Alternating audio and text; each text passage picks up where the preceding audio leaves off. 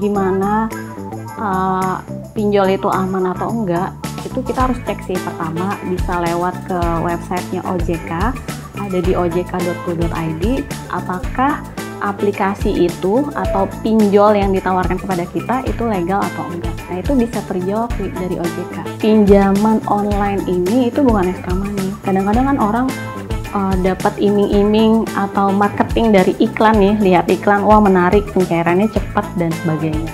Karena praktik gali lubang tutup lubang itu seringkali konsumen jadi terjerat utang. Apalagi misalkan ada aplikasi yang dia minta 3 kontak telepon darurat, itu sebenarnya udah patut dicurigai karena misalkan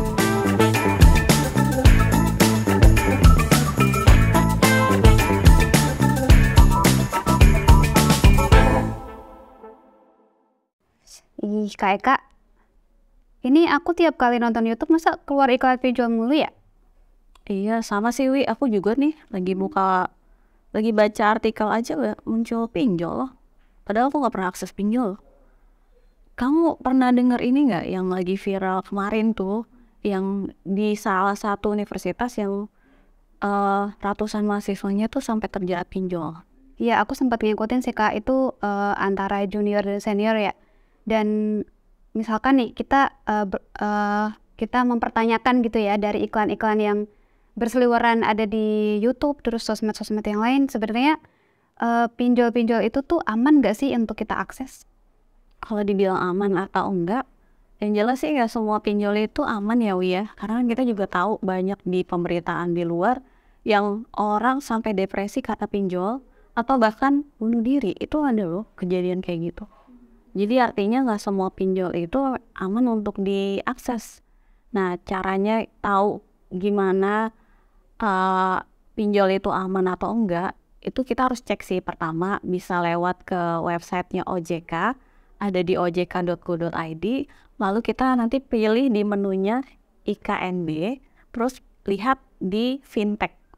Kemudian kita juga bisa cek di WhatsApp-nya OJK, itu di teman-teman bisa hubungi ya di nomor ini. Nanti kita tanya apakah aplikasi itu atau pinjol yang ditawarkan kepada kita itu legal atau enggak. Nah itu bisa terjawab dari OJK. I see. Jadi memang sebagai konsumen kita juga harus cerdas, melek literasi, cek and recheck gitu ya. Terus kayaknya kita juga perlu mempertimbangkan beberapa hal sih Kak ya sebelum mengakses pinjol. Kayak misalkan pinjol ini mau buat apa sih, buat kebutuhan apa gitu. Karena ya memang pinjol ini adalah salah satu alternatif gitu ya untuk mendapatkan pembiayaan yang lebih mudah dibandingkan kita harus mengajukan kredit ke bank. Tapi kita juga harus pertimbangkan nih misalkan untuk yang keperluan produktif, kita harus memikirkan seberapa besar dari sisa hasil usaha kita disisihkan untuk pembayaran angsuran dari pinjol itu. Terus kalau misalkan untuk konsumsi, kita juga harus pertimbangkan jangan sampai melebihi 30% dari total pendapatan. Terus ini juga Kak, kita juga harus mempertimbangkan kayak biaya-biaya yang muncul gitu ya, kayak misalkan berapa nanti jumlah yang akan kita terima, kemudian berapa bunga yang ditetapkan, kemudian apakah nanti akan ada denda bila terjadi keterlambatan bayar. Kemudian yang paling penting juga itu terkait tenornya ya, atau jangka waktu pinjaman. Kalau bisa jangan terlalu lama, pilih yang tenornya singkat dan tidak memberatkan kita gitu sih. Iya benar sih. Aku juga ada kasus nih Wi. Kebetulan temen ada di salah satu temen ya, dia mengajukan pinjaman. Sebenarnya sih bukan dia yang mengajukan ya, tapi dia mendapatkan tawaran pinjol. Nah akhirnya dia mengakses lah pinjaman itu. Waktu itu pinjamannya 5 juta. Nah ketika uangnya cair, ternyata yang dia terima itu cuma 4,5 juta. Udah gitu dia harus balikinnya 5,5 juta. Artinya ada selisih 1 juta loh. Itu juga yang harus dipertimbangkan gitu ya, dan harus dipikirkan. Artinya setiap kali kita mengakses pinjol itu harus juga diperhatikan syarat sama ketentuannya kan. Ya bener Wi. Nah kita juga perlu diingat ya bahwa pinjaman online ini itu bukan extra money. Kadang-kadang kan orang dapat iming-iming atau marketing dari iklan nih, lihat iklan, wah menarik, pencairannya cepat dan sebagainya. Akhirnya mengakses pinjaman itu tanpa membaca syarat dan ketentuannya. Jadi kita perlu pahami bahwa ini adalah pinjaman yang harus dikembalikan, bukan extra money tambahan buat kita ya, cuma-cuma, enggak. Itu harus dibalikin. Nah, kalau misalnya teman-teman sudah memiliki pinjaman online, itu jangan lupa bayar tepat waktu.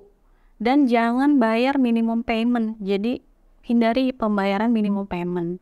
Dan yang lebih penting lagi, hindari pembayaran gali lubang tutup lubang. Jadi dari satu pinjol ke pinjol lain. Bener banget tuh Kak, karena praktik gali lubang tutup lubang itu seringkali konsumen jadi terjerat utang untuk menutup atau untuk membayar dari satu aplikasi, dia meminjam dari aplikasi lain.